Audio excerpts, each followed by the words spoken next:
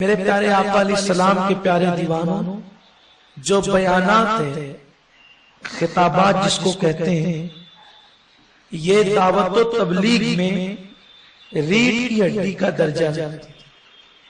اسی لیے اللہ تبارک و تعالیٰ نے ہر نبی کو مقرر اور خطیب بنایا۔ حضرت موسیٰ علیہ السلام نے جو ان کی زبان کا معاملہ تھا، تو چونکہ نبی کو خطابت اور لوگوں کے درمیان اللہ کا پیغام پہنچانا ہوتا ہے تو زبان کی ضرورت پڑتی ہے، تو اسی لیے آپ نے دعا کی تھی، رب اشرح لی صدری ویسر لی امری واحلل عقدۃ من لسانی یفقہوا قولی۔ تو اللہ نے ہر نبی کو خطابت کا ملکہ عطا فرمایا، اس کے ذریعے سے انبیاء نے اپنی قوم میں دعوت و تبلیغ کا فریضہ انجام دیا، اور پھر جب سید الانبیاء صلی اللہ علیہ وسلم اس فرش خاک گیتی پر تشریف لائے تو حضور سید عالم صلی اللہ علیہ وسلم نے بھی اپنی امت کو خطاب فرمایا۔ آقا علیہ السلام نے حجۃ الوداع کے موقع پر جو خطاب فرمایا وہ عالمی منشور ہے، اور وہ ایسا عظیم اور جلیل القدر خطاب ہے کہ حضور علیہ السلام کا وہ خطبہ پوری دنیا کی انسانیت کے لیے ایک عظیم قانون کا درجہ رکھتا ہے۔ میرے پیارے آقا علیہ السلام کے پیارے دیوانوں، پھر صحابہ نے بھی اس کے بعد خطابت کو ذریعہ تبلیغ بنایا، پھر اس کے بعد اولیاء اللہ نے بھی خطابت کو ذریعہ تبلیغ بنایا۔ ہر چیز کے دو پہلو ہوتے ہیں، ہر سکے کے دو رخ ہوتے ہیں، فائدہ اور نقصان۔ جیسے قلم اگر کسی عاشق رسول کے ہاتھ میں آئے، امام اہل سنت اعلیٰ حضرت کی طرح عاشق رسول، تو وہ اس قلم سے نعت رسول لکھتے ہیں۔ کبھی کہتے ہیں وہی رب ہے جس نے تجھ کو ہمتن کرم بنایا، ہمیں بھیک مانگنے کو تیرا آستاں بتایا۔ کبھی کہتے ہیں واہ کیا جود و کرم ہے شہ بتہا تیرا، نہیں سنتا ہی نہیں مانگنے والا تیرا۔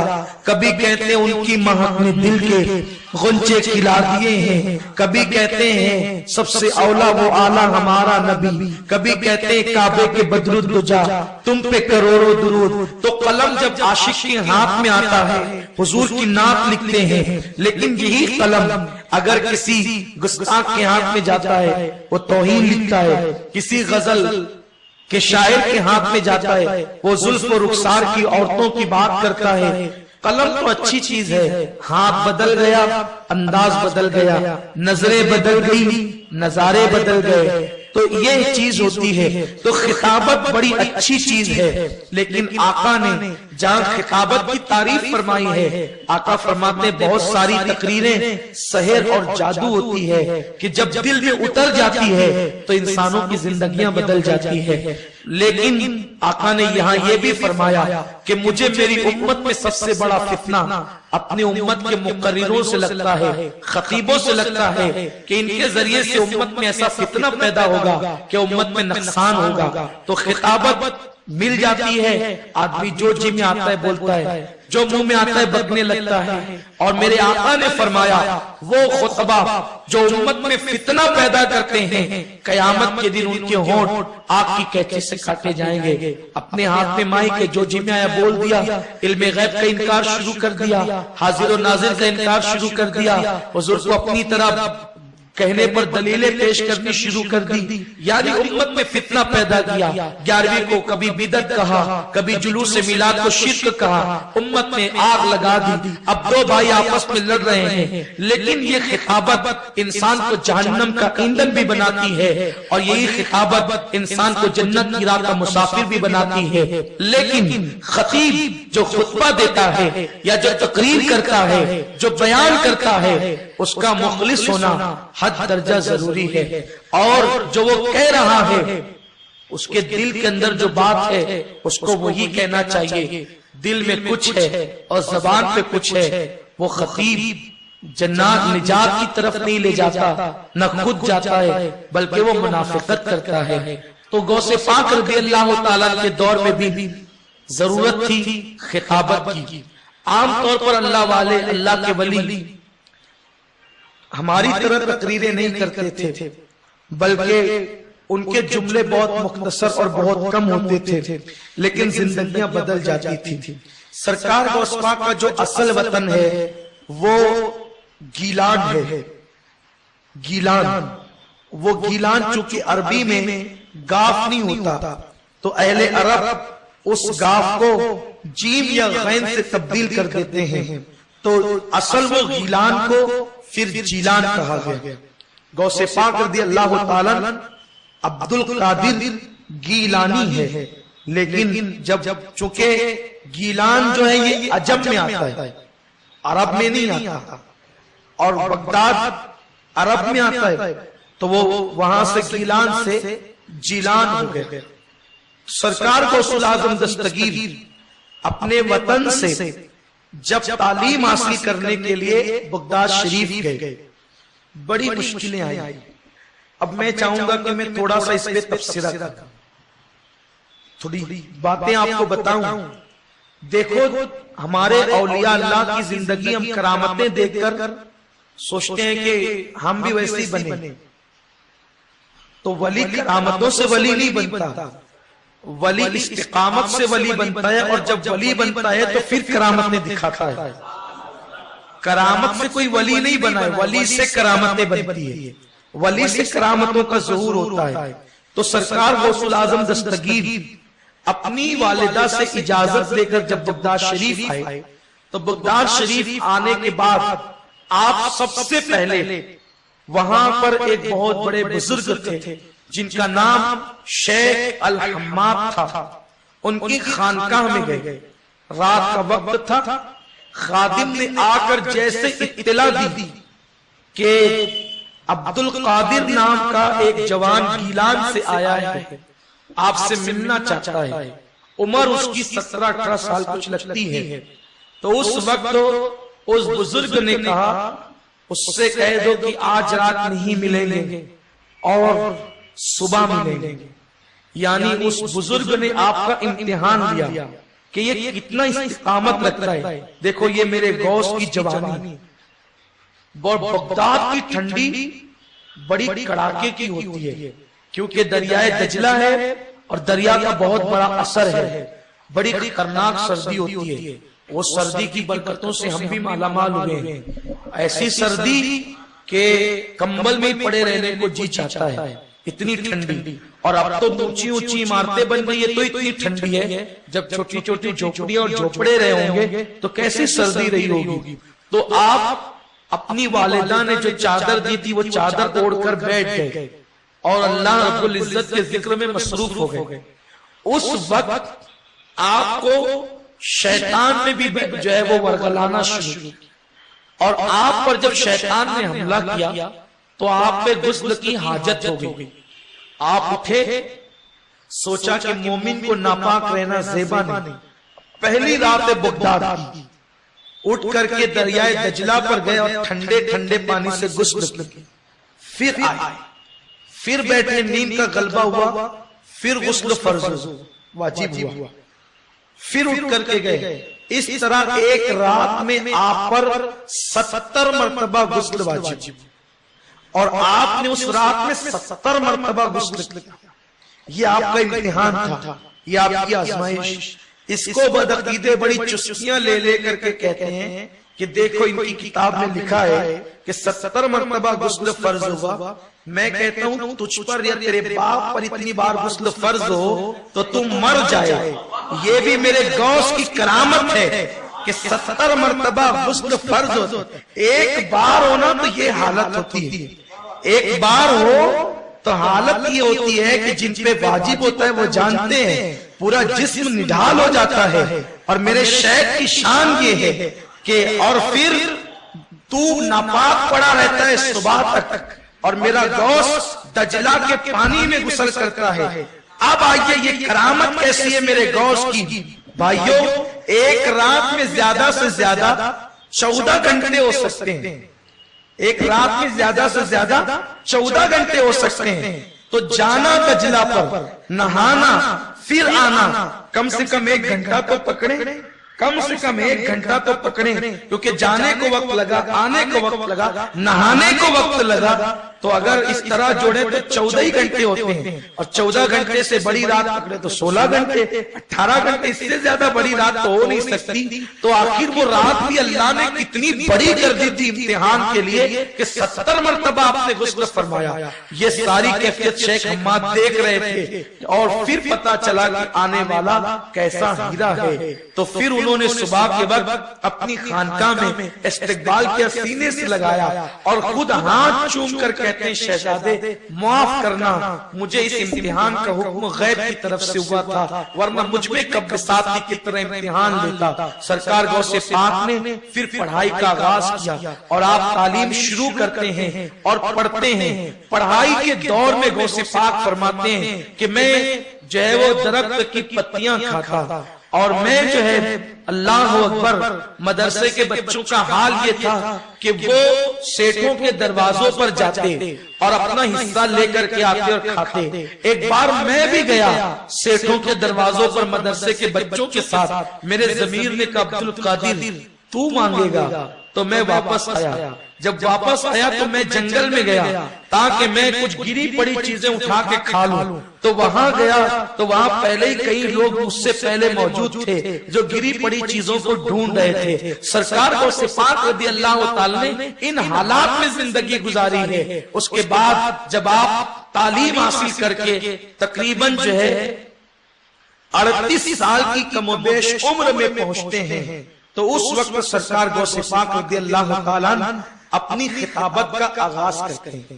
یوں اس شان سے علم حاصل کیا، چاروں فقہ کا علم حاصل کیا غوث پاک رضی اللہ تعالیٰ نے۔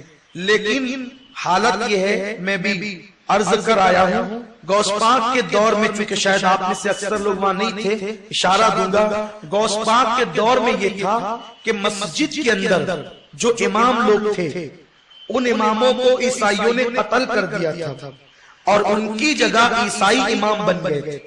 یعنی وہ دور اتنا خطرناک تھا، یعنی مولوی ملا بن کر عیسائی چلے آئے تھے، نماز وہی لوگ پڑھاتے تھے، خطبے وہی دیتے تھے، تقریریں وہی کرتے تھے، مسلمانوں کے نکاح بھی وہی کرتے تھے۔ اور حالات کیا تھے کہ جب وہ تقریر اور خطاب کرتے تو اس میں 6-6 گھنٹے کی تقریریں ہوتی، 4-4 گھنٹے کی، اور جب تقریر کرتے تو اللہ اس کے محبوب کی تعریف کرتے، اور تعریف میں یہ ہوتا کہ بیچ میں 2-4 جملے اپنی طرف سے حضور کی توہین کے ڈال دیتے تاکہ لوگوں کے دل میں کسی طرح آقا کے لیے نفرت پیدا ہو جائے۔ دیکھو اس زمانے سے یہ سلسلہ شروع ہوا ہے اور آج کے دور تک ہے، اور آج کے بعد قیامت تک یہ سلسلہ رہے گا حضور سے دور کرنے کا۔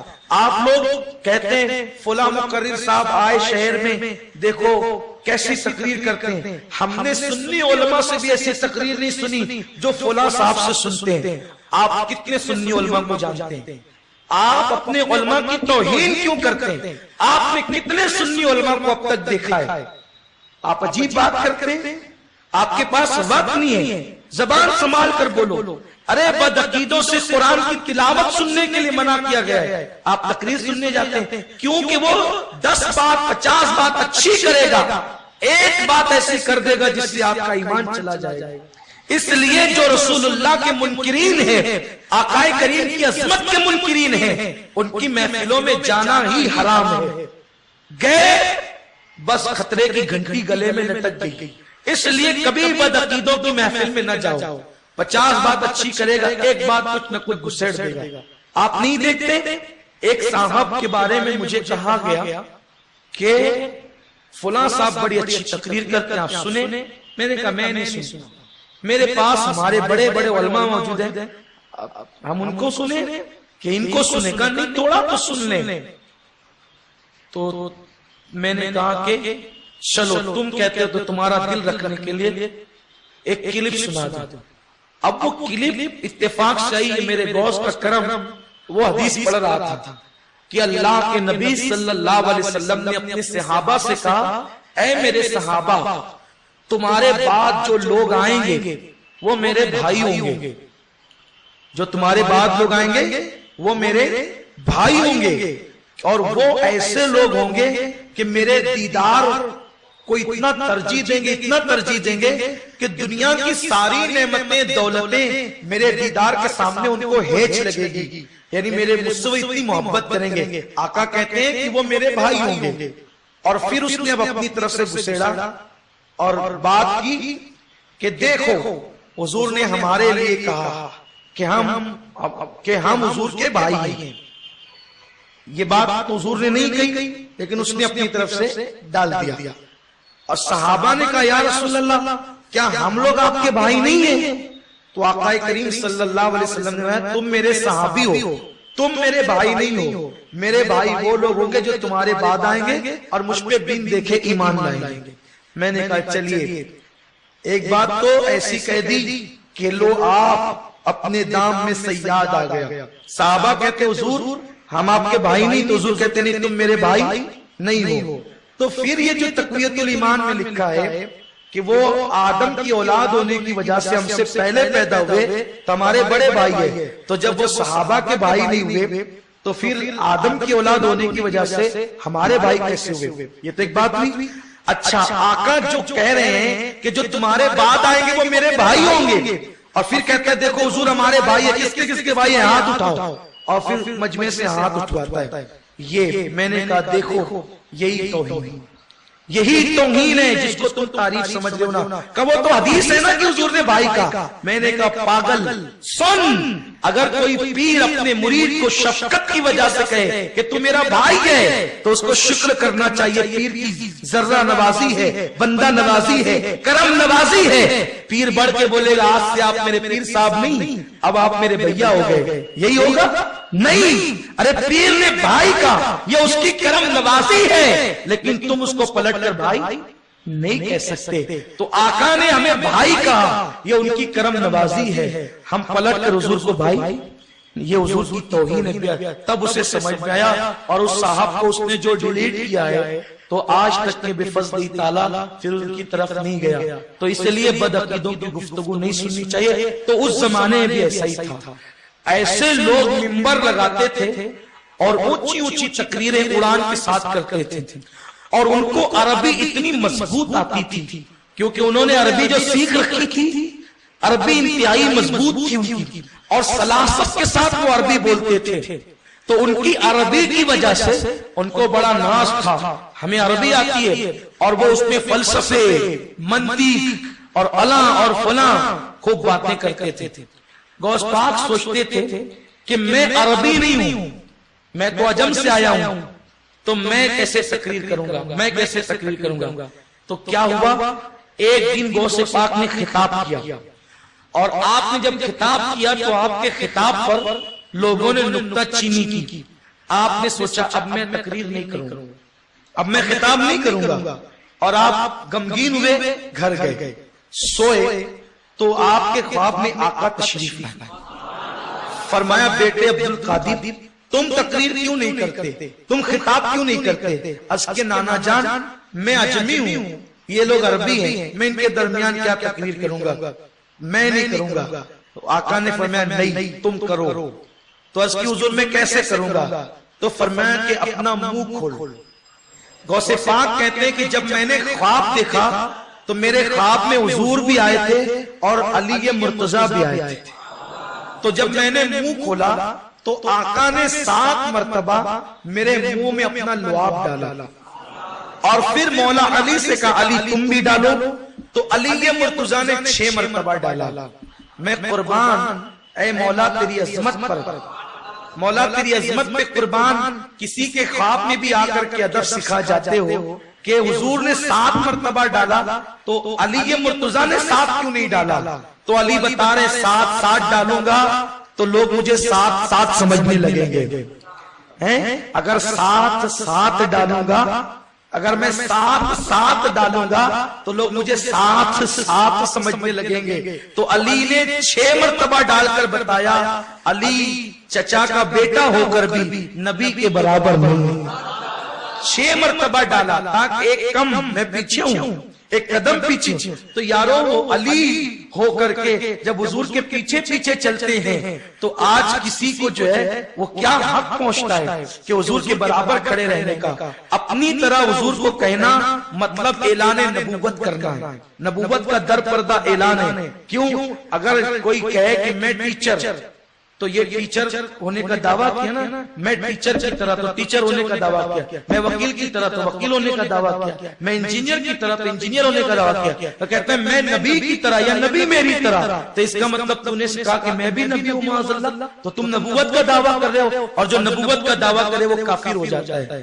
تو آپ کہیں گے کیا اللہ نے قرآن میں نہیں کہا کہ اے محبوب آپ فرما دیجئے کہ میں تمہاری طرح بشر ہوں؟ قل انما انا بشر مثلکم. یہ نہیں فرمایا اللہ نے. تو اللہ نے تو یہ ضرور کہا، لیکن اللہ تبارک و تعالیٰ نے اپنے حبیب سے جو کہلوایا تو اس کے آگے یہ بھی کہلوایا کہ مجھ پر وحی آتی ہے. یہ جو اللہ تبارک و تعالیٰ نے اتشنا فرمایا نا کہ حبیب آپ یہ کہہ دیں کہ مجھ پر وحی آتی ہے، تو یہاں آ کر کے آپ کا معاملہ ختم ہو جاتا ہے کہ آپ حضور کی برابری کی بات کریں. اور نبیوں کو بشر کہنا بطور توہین یہ کفر ہے. نبی بشر ہوتے ہیں لیکن ان کو بشر کہنا بطور توہین یہ کفر ہے. ایمان ہاتھ سے چلا جاتا ہے. بہرحال یہ ایک الگ عنوان ہے. کبھی انشاءاللہ اس پر اللہ نے چاہا تو بڑی سیر حاصل گفتگو کریں گے اور انشاءاللہ اس کے ایک ایک معاملات کو سامنے رکھ کر کہیں گے. اور قل انما انا بشر مثلکم کا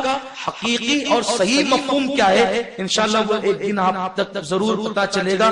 کبھی ذہن میں رہا تو ہم سیرت النبی کی عنوان پر اس کو لینے والے تھے لیکن میں ہی غائب تھا، اس لیے اب میں کیا کسی کو کہہ سکوں. آپ تو آتے ہی رہتے ہیں، اللہ آپ کو جزائے خیر عطا فرمائے. اور باہر میرے رہنے کی وجہ سے مرکز سے میں غائب ہو جاتا ہوں، لیکن آپ سے پھر بھی کہتا ہوں کہ آپ آتے رہیں، آپ اپنا نقصان نہیں کریں. اب الحمدللہ مفتیان کرام، علماء کرام، مبلغین کی ایک بڑی ٹیم ہے. ہم رہے نہیں رہے، گفتگو ماشاءاللہ ایک سے ایک ہوتی ہے اور بہت اچھی گفتگو ہوتی ہے. اس لیے جو ہے وہ اپنی آمد میں کمی نہ کریں. تو سرکار غوث پاک کے منہ میں 7 مرتبہ آقا نے لعاب ڈالا اور 6 مرتبہ مولا علی نے لعاب ڈالا. غوث پاک کہتے ہیں میں صبح اٹھا تو میرے منہ میں تقریر ایسے آتی تھی جیسے لوگوں کے منہ میں قے آتی ہے، یعنی روکنے سے نہیں رکتی ہے نا، تو ایسے میرے منہ میں تقریر آتی تھی. اور فرماتے ہیں بندہ اس وقت تک تقریر نہ کرے.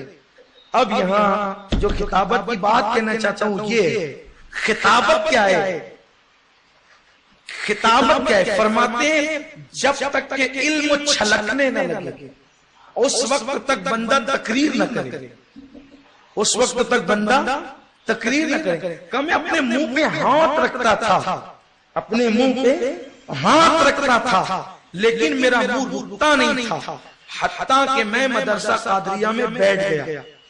میں مدرسہ قادریہ میں بیٹھ گیا اور میں نے تقریر شروع کی. جس وقت میں نے گفتگو کا آغاز کیا اس وقت میرے سامنے چند لوگ تھے اور فرماتے ہیں پھر لوگ بڑھتے گئے، محفلیں سجتی گئی، بڑھتے گئے. ایک وقت آیا کہ میرا مدرسہ پورا بھر جاتا تھا. پھر فرماتے ہیں ایک وقت آیا کہ جامع مسجد بھر جاتی تھی. پھر فرماتے ایک وقت آیا کہ وہ منبر اٹھا کر ہمیں عیدگاہ لے جانا پڑا اور پھر وہاں میری تقریریں ہونے لگی. سرکار غوث پاک کی تقریروں کا حال یہ، ہم لوگ تقریر نہیں کرتے، مقرر نہیں ہیں، ہم لوگ ناقل ہیں. جو ان لوگوں سے سنا، جو بڑوں سے سنا بس وہی نقل کر دیا. تقریر تو وہ لوگ کرتے تھے، اللہ اکبر، وہ مقررین تھے. جب کہتے تھے سرکار غوث پاک کے خطاب کی اثر آفرینی کا عالم یہ تھا کہ جب آپ کہتے نا الحمدللہ تو آپ 2 مرتبہ کہتے تھے. ایک مرتبہ کہتے تھے الحمدللہ، پھر رک جاتے تھے، پھر کہتے تھے الحمدللہ اور پھر خطبہ شروع کرتے تھے.